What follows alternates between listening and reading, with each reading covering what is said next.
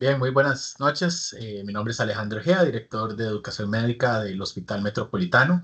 Para el Hospital Metropolitano y para Magna Médica es un honor contar hoy con el doctor Andrés Rocha, quien se acaba de incorporar recientemente a ambos centros médicos para liderar el área de la intervención de dolor.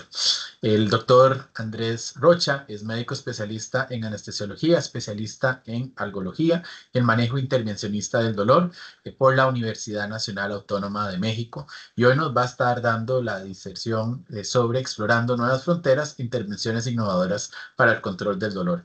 Además, como les indiqué, está atendiendo en Magna Médica, en Avenida Escazú y en el Hospital Metropolitano de Lindora. Para EduMédica, que es la Asociación para la Educación Médica del Hospital Metropolitano, es un gusto tenerlo. Muchísimas gracias, doctor Rocha, por participar en este Expert Talk. Si gusta, puede ya compartir pantalla.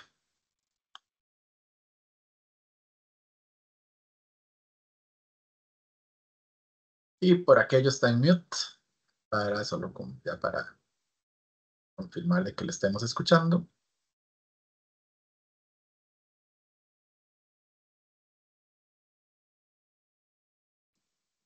Ahora sí.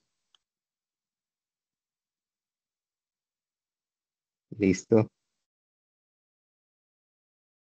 ¿Me confirmas, porfa? Pantalla y audio. Confirmado, doctor. Lo escuchamos y lo vemos. Listo. Perfecto. Bueno, primero que todo, agradecer la invitación. Para mí es un placer, la verdad, ser parte del equipo y agradecer también este espacio, ¿verdad? Que la idea es básicamente pues compartir un poquito de la experiencia y de cómo planeamos enriquecer también con la contribución desde esta subespecialidad. Bueno, como bien dice el título de la charla, la idea es hablar un poquito de las intervenciones innovadoras para el control del dolor desde mi expertise. Quisiera primero que todo empezar recordando que cuando hablamos de dolor, el concepto nuevo de cómo vemos el dolor incluye no solamente la parte orgánica o biológica a la que todos estamos acostumbrados como médicos desde nuestra formación, ¿cierto? Donde tenemos que identificar orgánicamente la estructura que está causando la molestia. Actualmente la percepción del dolor y específico del dolor crónico, muy diferente de un dolor agudo, por ejemplo, si hay una fractura, simplemente la reduzco, la trato y listo. Pero los dolores crónicos que tomar en cuenta la arista tanto biológica como la psicológica y también la social. Es así como entonces, volviendo al campo de las especialidades médicas, cada uno va generando sus guías de manejo.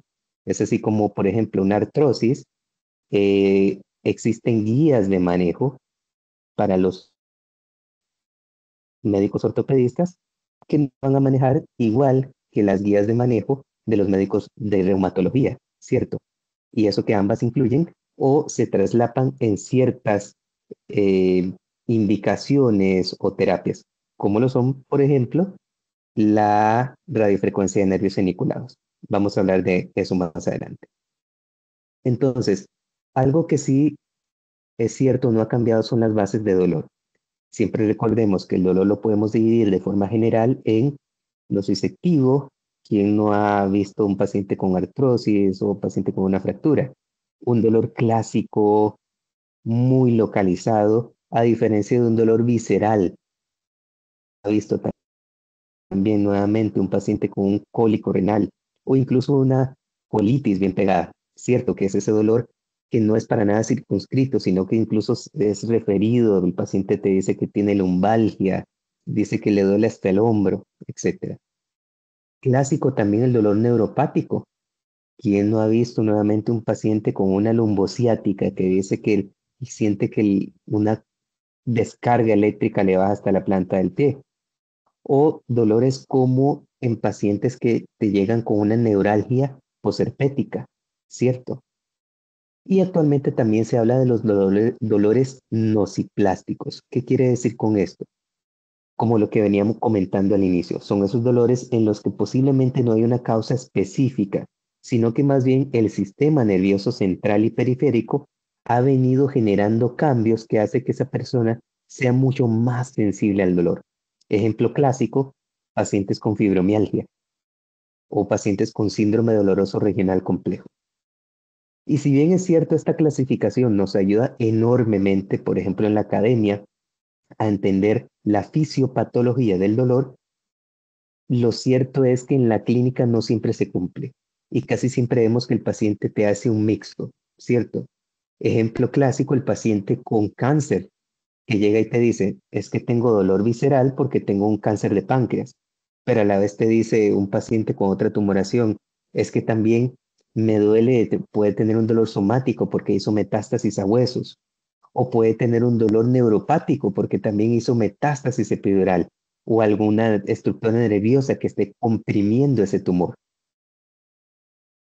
Entonces, es así como actualmente las mejores prácticas de manejo del dolor actualmente incluyen no solamente el manejo quirúrgico, el manejo farmacológico, el manejo por terapia física, importantísima incluso en dolores agudos, en pacientes posoperados de reemplazos de columna, em, reemplazos articulares, o también la terapia psicológica, importantísima en pacientes con dolor crónico, por lo que veníamos comentando, sino que también actualmente se habla de el manejo intervencionista del dolor. ¿Y qué es esto? ¿Cómo se come? De forma muy sencilla, consiste básicamente en la parte procedimental.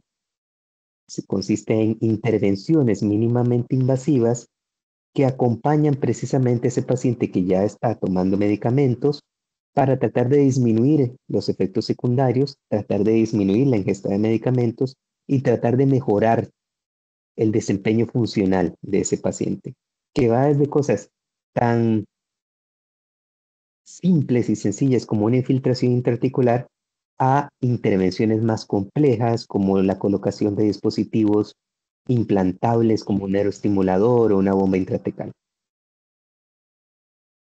Veamos un poquito entonces también de la parte epidemiológica del dolor en el mundo. En el mundo lo más frecuente, incluso en consultas de emergencia, son lumbalgias, dolores articulares, dolores neuropáticos, dolores cervicales y dolores de cabeza. Esta es la epidemiología global.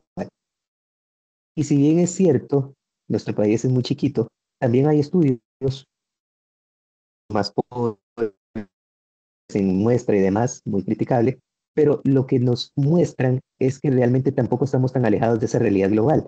Vean cómo la lumbalgia y la artrosis tienen un porcentaje importantísimo en estos pacientes. Y otra cosa que ha hecho precisamente que este tipo de intervenciones o esta subespecialidad genere ahora tanto potencial son los mismos pacientes y las redes sociales. Porque cada vez hay más pacientes que nos llegan a la consulta y nos dicen, doctor, es que yo ya no quiero tomar pastillas porque eso vi que es malo, que es adictivo. O el mismo paciente que te dice, doctor, yo quiero hacer que me haga todo posible para no operarme. No quiero, ¿cierto? Y es a veces incluso un paciente demandante que llega y te dice, doctor, ¿y qué es eso del cannabis? Yo puedo tomar, me ayuda para el dolor. Doctor, ¿qué es eso de la silobicina? Es que yo vi un documental de los hongos que ayudan un montón. Doctor, ¿qué es eso del intervencionismo? ¿Qué es eso de la serie? Yo quiero saber, ¿eso me puede ayudar? ¿Me sirve? Entonces, cada vez tenemos pacientes que nos demandan precisamente a estar a la vanguardia en cuanto a estas técnicas relativamente novedosas en la parte médica y guiar precisamente a ese paciente para que busque aquello que tiene la mejor evidencia. Entonces, hablemos un poquito de ejemplos clásicos en los que pueden ayudar muchísimo a estos pacientes. Ejemplo clásico, lo que hablábamos epidemiológicamente, las cefaleas son un grupo sumamente frecuente de dolor en el mundo y estas, recordemos, se pueden dividir en primarias, secundarias y neuropatías craneales. Quizás de estas, las más dolorosas y susceptibles de manejo intervencionista son las neuropatías. Ejemplo clásico, la neuralgia del trigémino. Esta, de hecho, antes se le llamaba la enfermedad o el dolor suicida, porque cuando no existían tratamientos adecuados, habían pacientes que preferían suicidarse antes de tolerar este tipo de dolor que describe clásicamente el paciente: siento que me cae un rayo en la mitad de la cara, es insoportable. Entonces hay muchas técnicas actualmente que nos ayudan mucho en este tipo de pacientes.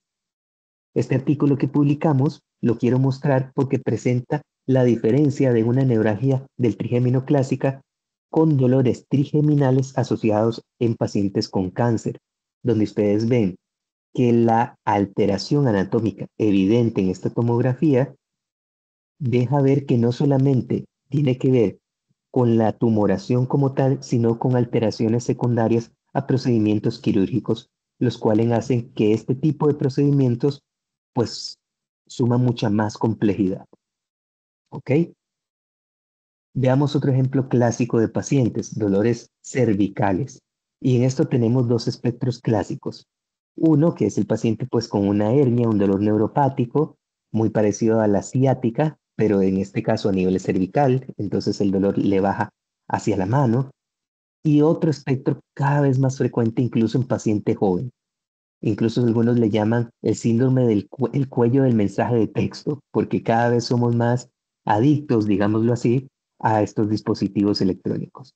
Y entonces ese es el paciente que te dice: es que tengo el dolor como un gorila montado en la nuca, en el cuello. Es ese dolor que no irradia realmente, a diferencia del otro que sí suele estar relacionado a algún tipo de estenosis o compresión nerviosa. Este en particular tiene que ver mucho con la parte de las facetas o articulaciones de la columna que nos ayudan sobre todo con los movimientos de flexión y extensión. ¿Ok? Otro ejemplo clásico son los pacientes con lumbalgias en todos los sabores, presentaciones y colores. Y es que, aunque si bien es cierto, por clínica nosotros podemos identificar un patrón de distribución neuroanatómica plausible, casi siempre vamos a tener que requerir algún estudio de imagen si estamos pensando en enviar ese paciente a algún tipo de intervención, sea mínimamente invasiva, como es mi caso, o pacientes en los que ya posiblemente por banderas rojas vamos a requerir algún tipo de procedimiento quirúrgico avanzado de parte del columnólogo. Y otra cosa por la que es sumamente útil los estudios de imágenes es precisamente para descartar otras patologías adyacentes que puedan estar mimetizando precisamente este tipo de patologías. Por ejemplo, compromisos vasculares, que nos ayudaría enormemente entonces la colaboración del vascular. Veamos entonces, ejemplo clásico, la distribución de un patrón de abombamiento o de hernia discal, donde nosotros veríamos que en casos de ciatalgia o de algún compromiso radicular, usualmente vamos a ver que la compresión va a estar aquí a nivel subarticular, foraminal o extraforaminal. Y es que la diferencia que hace que algunos pacientes, incluso ya posoperados, tengan mala respuesta, no solamente es la fibrosis, sino que a veces esos nervios, por el derrame, digámoslo así, de sustancias proinflamatorias de ese disco herniado, de ese disco roto, hacen que ese nervio, aunque ya no tenga una compresión mecánica,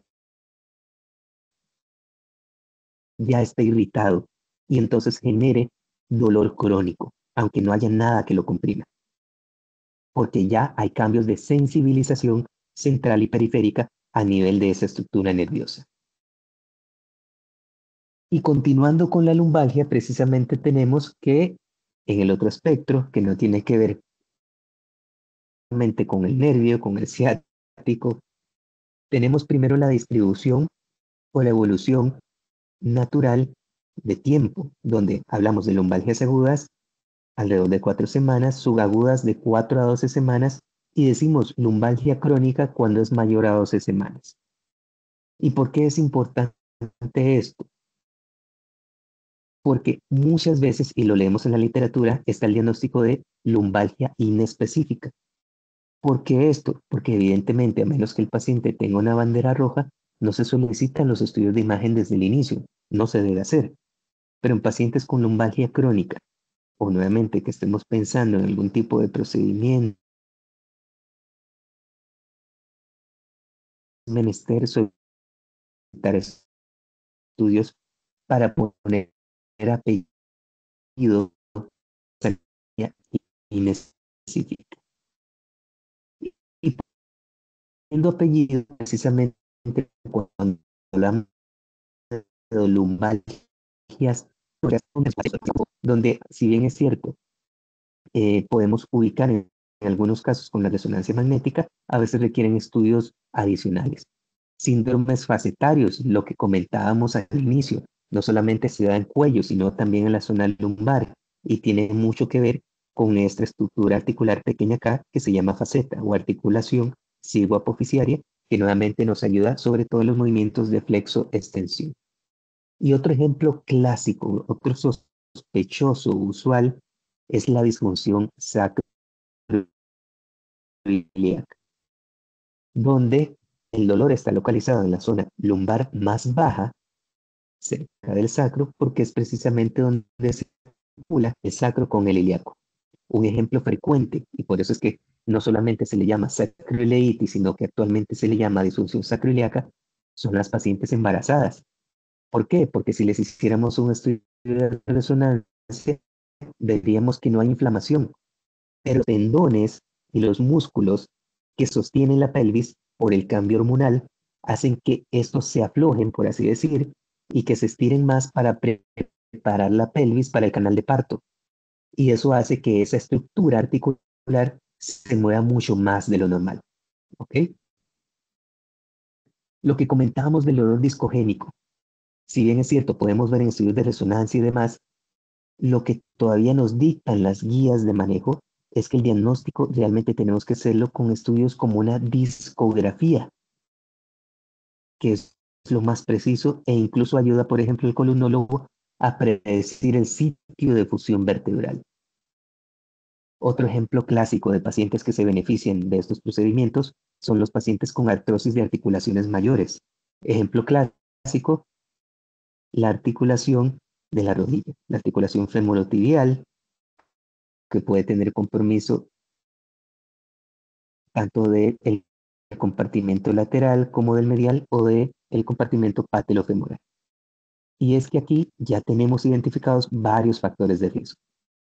La importancia nuevamente de los estudios de imagen, por ejemplo, si bien es cierto, la radiografía nos ayuda incluso a estadiar el grado de severidad de artrosis, estudios como el ultrasonido o la resonancia nos ayudan a identificar compromiso de estructuras blandas que suele ser muy frecuentemente asociada a nuestros pacientes y nos permite identificar otras causas o espectros de pacientes nuevamente.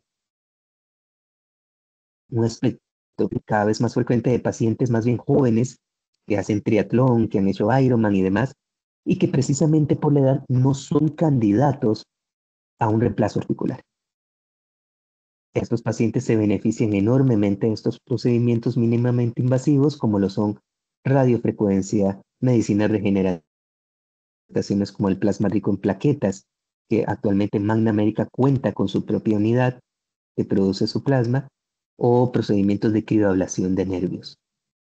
Y el otro espectro, más clásico, que lo solemos ver con mayor frecuencia, el paciente adulto mayor, que ya sea por algún, por ejemplo, deterioro cognitivo, no es candidato a un reemplazo o por algún deterioro orgánico severo de la parte de anestesia, o porque simplemente el paciente dice, todavía no me quiero operar, pero me duele. ¿Qué puedo hacer? Que no sea tomar pastillas. Otro ejemplo clásico y que realmente son dolores complejos son los dolores viscerales. ¿Ok? Ejemplo, un paciente con dolor de cáncer de páncreas. Imagínense la peor colitis que han tenido y multiplíquenla por 100. Y es ahí donde nosotros recordamos la neuroanatomía. ¿Qué pasa? A nivel de la columna existen unos nervios que se llaman ramos comunicantes. ¿Por qué ramos comunicantes? Bueno, porque conectan la parte somática que nos generan, por ejemplo, si estamos a nivel cervical, el plexo braquial, o si estamos a nivel lumbar, el plexo lumbar, con la cadena simpática. Y la cadena simpática a nivel visceral nos ayuda enormemente a regular la parte de dolor. Entonces podemos identificar varios targets para ayudar a pacientes con dolor por cáncer de colon, por cáncer de páncreas, por cáncer de cuello uterino, etcétera, para poder dirigir precisamente el bloqueo a esas estructuras nerviosas. Y asociado a esto precisamente es que nos acordamos de otro espectro de pacientes, que son los pacientes con dolor pélvico. Estos realmente se convierten en un dolor de cabeza, tanto para colegas de urología como de ginecología, donde tenemos pacientes con los llamados dolores funcionales, en donde han tenido ultrasonidos, resonancias, TACs en todas sus presentaciones y todo sale normal, pero el paciente sigue con dolor. Y este en particular es un dolor con muchas aristas por la parte sexual. Y muchos de estos pacientes incluso terminan divorciándose con su pareja si no tratamos a tiempo este tipo de dolor. Es un tema muy álgico. Otro ejemplo, y desafortunadamente seguimos viendo mucho, precisamente tiene que ver con accidentes de tránsito y paciente joven, son los dolores post-amputación. Y esto tiene muchas aristas, tiene muchas caras, porque tenemos que identificar la causa de ese dolor post-amputación. Ejemplos, pacientes con el espectro de dolor de miembro fantasma, pacientes con el espectro de dolor por mal acople de las prótesis, o pacientes simplemente con dolor por el neuroma o por espículas óseas. Nuevamente entonces la importancia de los estudios de imagen. Otro ejemplo clásico, y es que precisamente el dolor post-amputación es un ejemplo de dolor postquirúrgico, donde ya sabemos que hay determinadas cirugías en las que uno tiene que tener en mente que ese tipo de paciente, ese tipo de procedimiento puede generar algún tipo de dolor postquirúrgico. Ejemplos clásicos, pacientes que se someten a procedimientos ortopédicos, pacientes que se someten a hernioplastías y colocación de malla. Si bien es cierto, muchos tienen un periodo de dolor postquirúrgico relativamente corto, algunos persisten en el tiempo y es a esos a los que queremos ayudar. Y es que nos olvidamos que a veces procedimientos tan inofensivos, digámoslo así, como la colocación de un yeso o la colocación de un acceso venoso, pueden también generar dolor. Y se los digo porque tengo pacientes que han sufrido, que sufren de dolor, síndrome doloroso regional complejo, por la simple colocación de una vía venosa, de un acceso venoso. Entonces nunca nos olvidemos de eso. Otro ejemplo clásico y que en esta era post-COVID he visto muy frecuentemente son pacientes con neuralgia posherpética. Recordemos que la neuralgia posherpética es clásica en pacientes que tienen algún grado de compromiso del sistema inmune. Ejemplos clásicos, pacientes adultos mayores o pacientes con cáncer. Y si recordamos las lesiones cutáneas, aunque suelen desaparecer al término de un mes, 30 días, la evolución natural de aquellos pacientes, sobre todo que no tuvieron un adecuado tratamiento con antivirales al inicio o que no han tenido adecuada vacunación, suelen cursar con neuralgia aguda, con neuralgia herpética subaguda o neuralgia posherpética, la que es crónica. Y estos dolores son terribles de manejar. Precisamente también tiene que ver con el tipo de paciente, porque usualmente un adulto mayor no suele tolerar los medicamentos neuromoduladores porque suelen dar mucha somnolencia e incluso aumentan el riesgo de caídas. Entonces, nuevamente, un espectro de paciente que se beneficia mucho de este tipo de procedimientos. Entonces, de lo simple a lo complejo, nuevamente, voy a mencionar algunos de los procedimientos que podemos realizar en este tipo de pacientes. Los podemos dividir en dos tipos: procedimientos ablativos, y con ablación me refiero a que se genera algún tipo de coartación de la conducción nerviosa en los nervios que identificamos que generan el dolor, con agentes químicos, agentes neurolíticos como el fenol o el alcohol. Clásico ejemplo en pacientes con cáncer, cáncer de páncreas, donde quemamos esas estructuras nerviosas que están generando dolor, o medios físicos como la radiofrecuencia, láser o la crioablación que les mencionaba. Y procedimientos no ablativos, donde no necesariamente estamos, por así decir, quemando el nervio, sino tratando más bien de modular esas estructuras que están generando dolor. Cosas tan sencillas como un bloqueo, como los bloqueos articulares, medicina regenerativa en cada vez más presentaciones, como desde el plasma rico en plaquetas hasta células madre o nanofat. La neuroestimulación, la colocación de neuroestimuladores, procedimientos de aumento vertebral o endoscopías espinales y bombas intratecales. Ejemplos clásicos: las bombas intratecales implantables, donde tenemos dos espectros clásicos de pacientes que se benefician. Número uno, pacientes con espasticidad global. Por ejemplo, recordamos pacientes PCI, lesionados medulares, pacientes con dolor por cáncer, en donde queremos disminuir las dosis de los opioides porque no las toleran, morfina.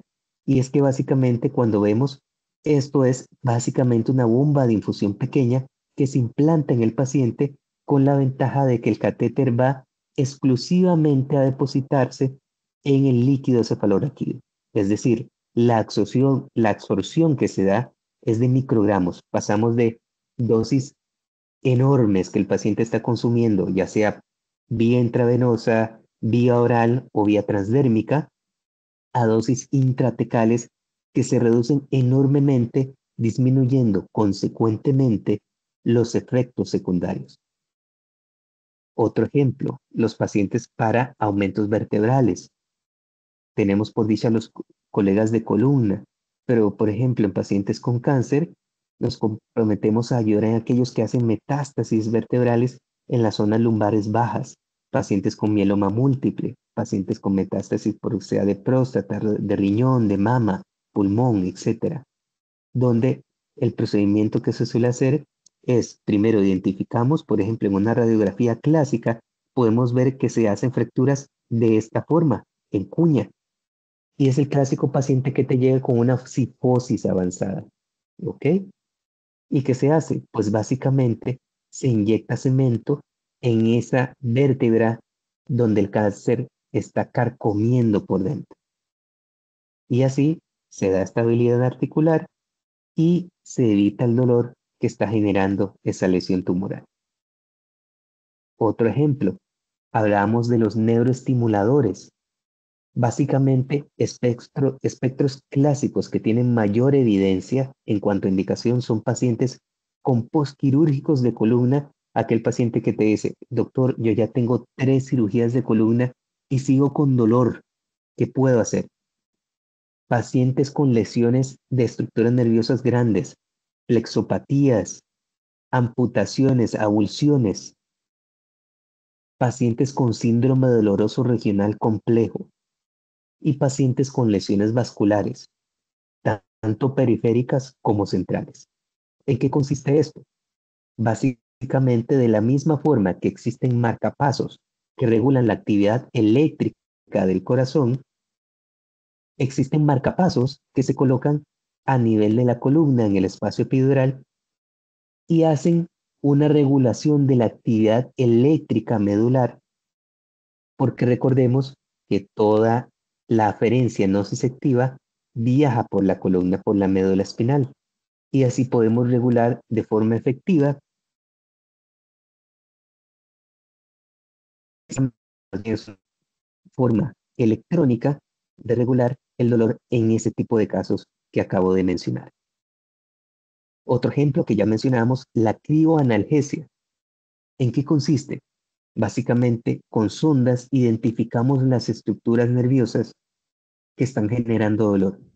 Y en lugar de aplicar algún agente químico, aplicar calor, estas estructuras prácticamente se criogenizan, esos nervios se congelan y la lesión es mínima, porque incluso a nivel histológico, por ser hielo, eso se reabsorbe y no genera cambios ni siquiera a nivel histológico.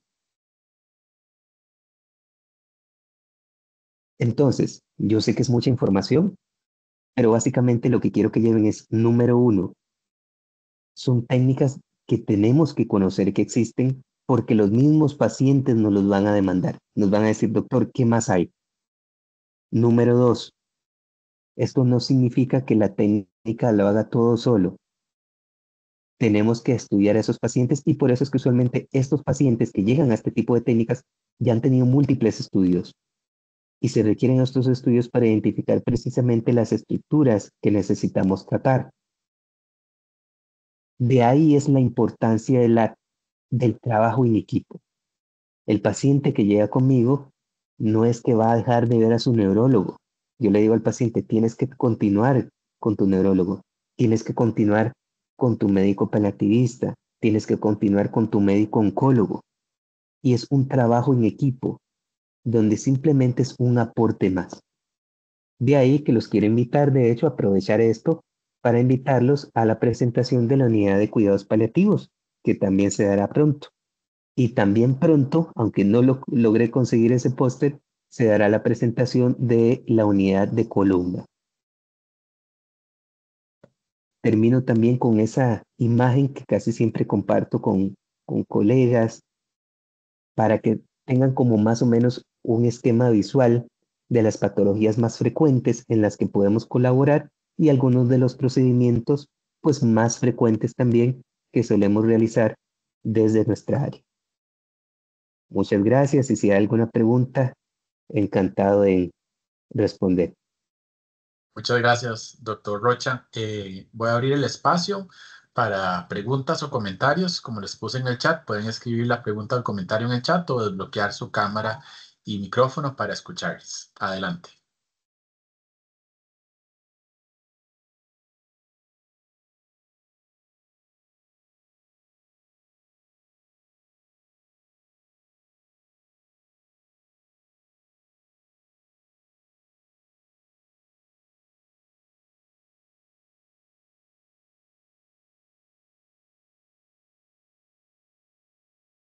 Tengo ahí un... ok, bueno. Saludos, dice el doctor Adrián V. Saludos. Ujú. Sí, no sé si hay alguna pregunta. Bueno. ¿Cuáles son las complicaciones más frecuentes? Dice Adrián V. Ok, doctor, eso va a depender muchísimo de el procedimiento que se haga y del tipo de paciente. Pongo ejemplos clásicos. No es lo mismo hablar de un paciente con dolor por cáncer a un dolor con un dolor crónico por una artrosis.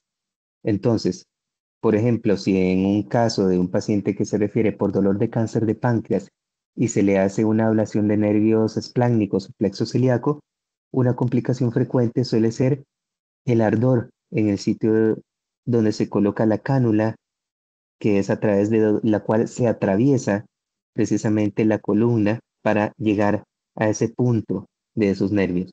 Eso es una complicación frecuente y por eso se le pide al paciente que siempre se lave la piel en caso de que presente algún tipo de rash o alguna, em, digamos, lesión como de tejido blando, si fuera el caso. O en casos, por ejemplo, de crioablación, las ondas suelen ser muy gruesas porque trabajan con gases a alta presión que son los que generan los cambios de temperatura. Entonces el dolor del paciente después es más bien igual del sitio de inserción, que puede durar algunos días. O ejemplos de procedimientos mayores como la colocación de bombas intratecales o neuroestimuladores pues igual, como en procedimientos mayores de columna, cuidar por datos de infección, etcétera. En esa línea también preguntaba el doctor que si eran definitivos o si eran transitorios. Va a depender mucho, nuevamente. Ejemplos clásicos de definitivos serían los dispositivos implantables, neuroestimuladores que se colocan no solamente a nivel de columna, sino en nervios específicos. Por ejemplo, si el paciente lo que tiene es una, no sé, avulsión de un nervio específico, hay estimuladores que se colocan específicamente en ese nervio que está lesionado. Pero nuevamente son dispositivos implantables, es decir, eso muere con el paciente. Simplemente lo que hay que hacer de cambio, igual que un marcapaso, es de las baterías. Lo mismo pasa con bombas intratecales. Estas, igual que en pacientes que se colocan dispositivos Potacat para quimio, hay que estarlos rellenando con el tiempo, posiblemente cada mes, cada 3 meses, según la velocidad de infusión, o cuando se hacen aumentos vertebrales, pues se inyecta el cemento y eso es algo que igual muere con el paciente. En cuanto a procedimientos menores, digámoslo así, como radiofrecuencias, crioanalgesia, plasma rico en plaquetas, estos suelen ser procedimientos de menor duración en el tiempo y se le explica al paciente que posiblemente en el tiempo necesite algún tipo de repetir procedimiento según la evolución del mismo. Excelente. ¿Hay alguna pregunta en esta línea o otras preguntas?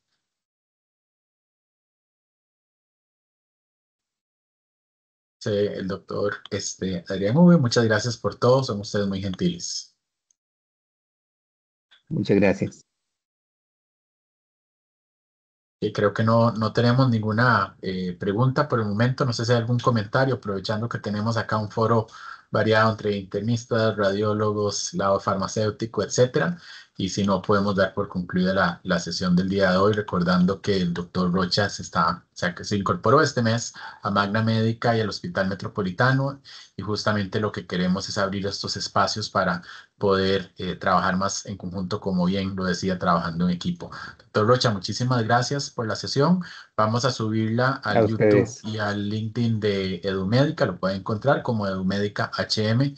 Y bueno, que estén muy bien. Y los que gusten acompañarnos a la sesión de la unidad de cuidados paliativos, va a ser el 14 de octubre en el Hospital Metropolitano de Lindora a las 9:30 de la mañana. Le pueden escribir a la doctora Andrea Cartín o bien a mi correo, que lo voy a dejar por acá. Muchísimas gracias, doctor, y feliz noche para todos y todas. Seguimos en comunicación, que estén muy bien. Igual, bye. Muchas gracias. Hasta luego.